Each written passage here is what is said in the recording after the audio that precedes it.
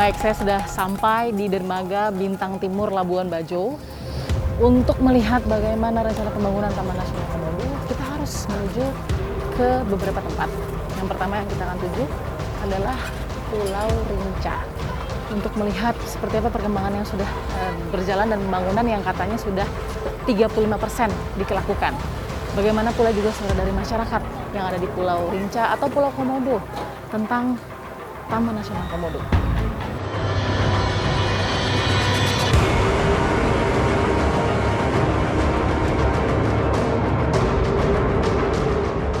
Bang Ahyar ya? Ya. Bang Ahyar, kita ini akan naik kapal cepat ya? Ke Pulau Rinca. Pulau Rinca dan Untuk Pulau Komodo. Pulau Komodo. Kita lihat dulu bagaimana pembangunan di Pulau Rinca. Nah, Abang sendiri masyarakat di Manggarai Barat, khususnya di Pulau Besar. Sudah berapa tahun, Bang? Sudah 34 tahun.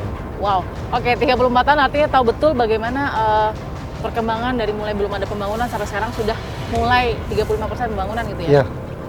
Oke, ada kesan sejauh ini yang Abang lihat? Untuk sementara sih masih dalam proses pembangunan, ada pro kontra antara masyarakat dan pemerintah. Oke, kita mau buktikan faktanya seperti apa, apakah apa yang berjalan ini mungkin sudah seperti harapan dari masyarakat atau tidak. Apakah ada imbas langsung? Kita ikut Bang Ahyar ya? Oke. Ikuti fakta.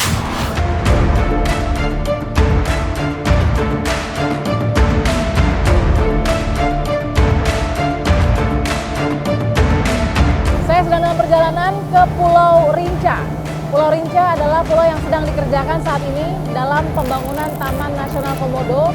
Sudah berjalan kurang lebih 30-35%. Seperti apa transparansi dan keterbukaan dalam pengerjaan ini yang sebenarnya pada tanggal 26 Oktober 2020 sudah ditutup sementara bagi wisatawan lokal dan asing. Tapi bagi jurnalis, inilah saatnya kami melihat bagaimana proses pembangunan itu berjalan.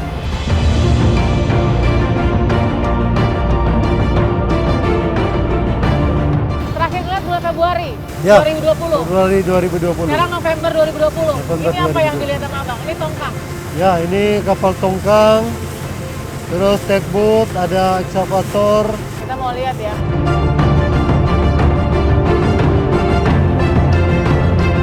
Oke, ini sudah ada dermaga semi nih ya, masih atau sudah ini dermaganya? Kalau yang existing di sana. Oke, jadi masih ke mana ini Bang? Ya. Kalau mulai proyek. Yakin bukan di sana? Nah, karena ini kan ada kapal.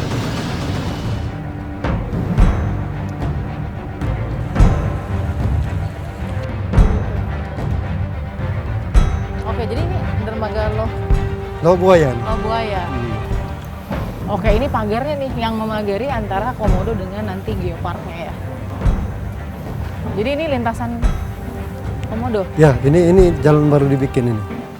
Karena sebelumnya kan lewat sana. Jadi terakhir melihat begini nggak, Abang? Enggak. Oh, jadi ini dibuka. Tadinya ini Ya. adalah Ini kan dulunya sama seperti ini. gini, rawa. Nah, rawa-rawa. Jadi ini jalan baru dibuka untuk pembangunan Geopark Komodo. Iya. Sudah dibuka. Jadi ini benar-benar bersebelahan dengan istilahnya tempat lintasan Komodo. Mudah-mudahan sudah dikaji yang terbaik gitu ya agar tidak mengganggu. Tapi tentu ya, Bang ya.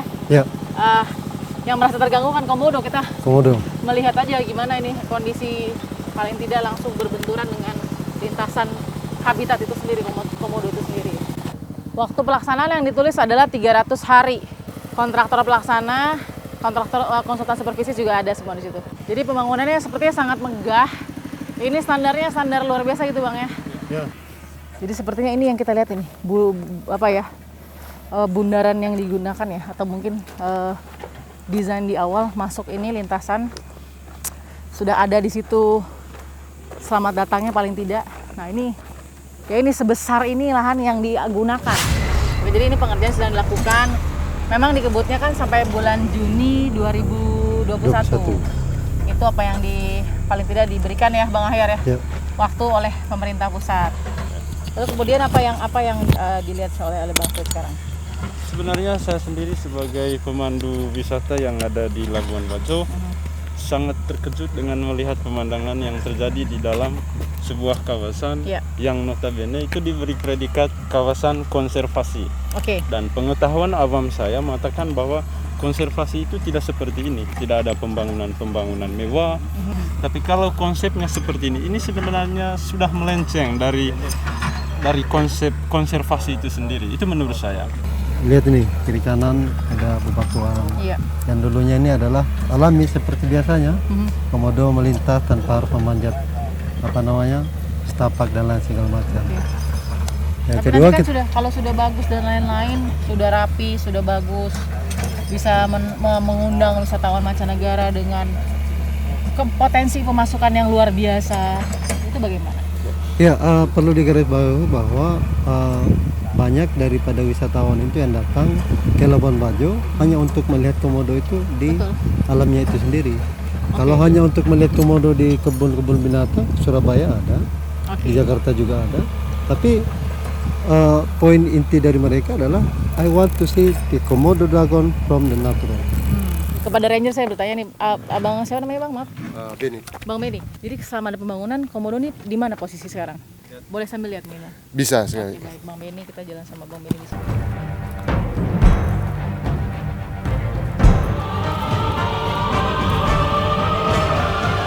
Kasuskah di mana?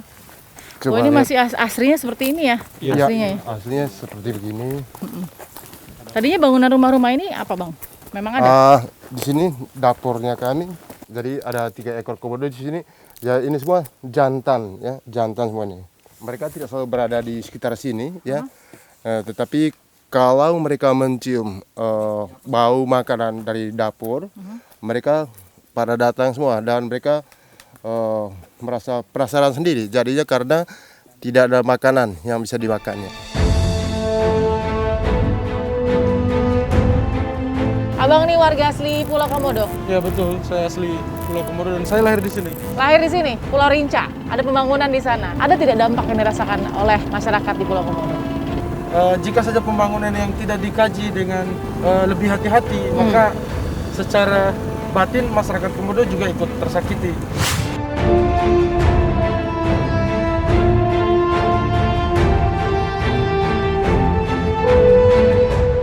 Kita numpang ngobrol sini boleh Pak ya? Oke baik. Oke, silakan. Tadi kita sudah berbicara soal bagaimana perubahan itu datang dengan atas nama atau dengan judul investasi. Ya. Sebenarnya masyarakat Komodo lahir dari traumatis panjang. Semenjak awal pendekatan yang dilakukan dari tahun 60-an itu cagar alam. Oke. Di situ masyarakat Komodo terbatasi ruang geraknya, Iya. yang dimana masyarakat Komodo dulunya notabene adalah petani dan memburu. Dulu masyarakat Komodo seperti nenek saya cerita, bahkan untuk membangun atap seng saja itu tidak boleh demi berjalannya atau melindungi ekosistem yang ada, sehingga Itu dilarang. masyarakat iya udah masyarakat memilih mengalah aja, ya udah kita ikutin itu demi kebaikan buat kita bersama ke depannya. Tapi kalau ada pariwisata masuk lebih baik, kalau kemudian pekerjaan ada untuk para penduduk juga, penduduk lokal, ada pekerjaan nih. Ketika kita disuruh untuk berkompetisi di dalam sektor pariwisata tapi tidak dibekali dengan skill atau bakat, maka kami akan jauh tertinggal ke depannya. Bisa kita jalan-jalan ke Labuan Bajo, hotelan, restoran apa segala macam itu orang lokal hanya bagian kecil saja gitu. Artinya bagian kecil pekerja saja. Iya, mungkin hanya jabatannya sebatas cleaning service, gunting-gunting rumput, satpam mentoknya di situ. Tuh, dia lagi manjat tuh. Tuh. Ke atas, dia ke atas. Ini kak, buru kak. Oke. Itu ya, jadi sedekat ini ya. Komodo dengan warga, tuh di situ juga ada ternak warga. Jadi dekat sekali, ya. Terus tidak ada cut begitu. Kita lihat. Oke, saya mau menuju ke sekolah yang pada saat itu sempat berencana untuk dibangun juga ya, untuk adik-adik SMA, tingkat SMA, tapi tidak diizinkan karena dilarang. Karena pulau ini dianggap menjadi lahan konservasi yang harus dilindungi. Oke, itu nggak boleh. Setelah saya tadi mendengar bagaimana penjelasan dari pengajar dan pendidik, kita mau lihat bagaimana kondisi sekolah yang menjadi satu-satunya harapan dari anak-anak pulau. Kita lihat. Nah, lihat atap. Terus ya aku ya, oke. Udah? Oke, ini kelas 5B ya. Kita cek dulu nih, ada katanya di sini ora atau komodo juga suka masuk. Oke. Oke. Ini adalah bangunan dari kelas 5B yang saat ini memang tidak digunakan karena sedang pandemi COVID-19.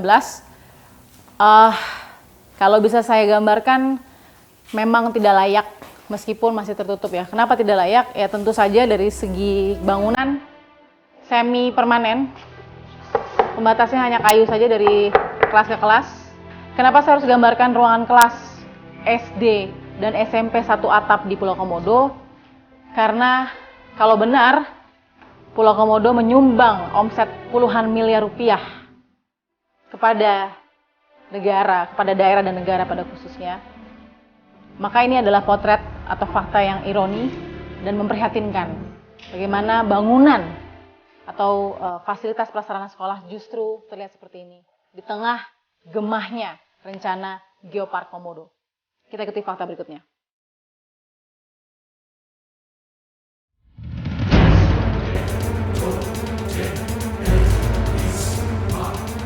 Oke, saya akan coba cari anak muda ya yang bisa bersuara juga bagaimana harapan sebagai anak muda yang mungkin juga masih mengenyam pendidikan di Pulau Komodo. Assalamualaikum. Waalaikumsalam. Aduh, kamu sendirian di sini? Iya, Oke. sendirian aja, Kak. Saya boleh temenin ya? Ya, boleh, silakan. Namanya siapa? Namanya Fatima, Kak. Fatima, Balkis. Oke, Iya, Fatima, Balkis. sorry saya mau tanya. Nggak apa-apa nanya umur ya? Nggak Ini apa-apa. kamu usia berapa? Usia 19. Fatima, sekolah, Di kuliah atau? SMA, tapi sekarang udah tamat tahun ini. Oke, berarti kamu waktu SD SMP Di Pulau Komodo. satu atap? Iya. SD SMP satu atap Komodo? Iya. Gimana perjuangan kamu bisa mengenyam SMA di Bima? Waktu tamat SMP, orang tua bilang nggak usah lanjut SMA katanya. Kenapa? Sampai SMP aja. Kenapa?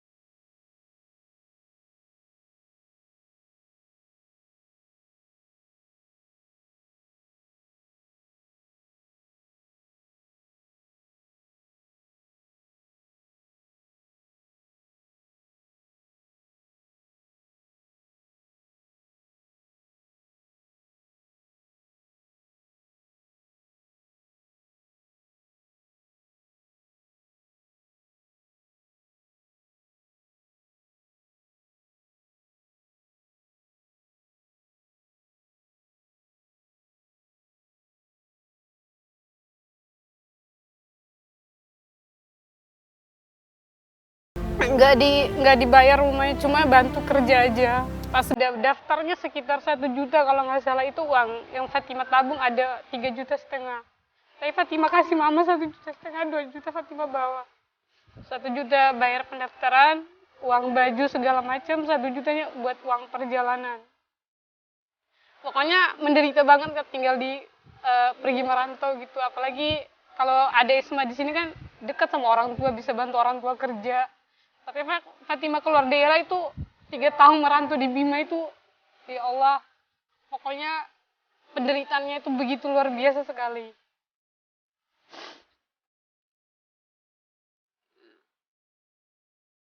Fatima kenapa bisa semangat kumpulkan uang, terus kemudian langsung merantau ke Bima tanpa orang tua?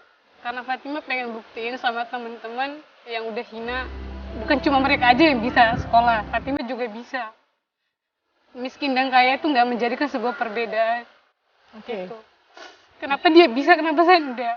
Itu. Harapan Fatima untuk Pulau Komodo, jangan ada lagi penjajah, terus bisa dibangun rumah sakit sama sekolah SMA. Supaya mereka yang merantau pergi itu nggak jauh sama orang tua dan juga bisa bantu orang tua. Karena tinggal sama orang itu benar-benar penderitaan yang begitu sangat menyedihkan, nggak? Kalau nggak kerja kan dimarahin. Terima kasih Fatima ya. Terima kasih. Semangat Ya. terus, belajar terus. Buktikan kalau anak pulau juga bisa jadi orang sukses. Iya betul. Kita ketemu lagi Fata berikutnya.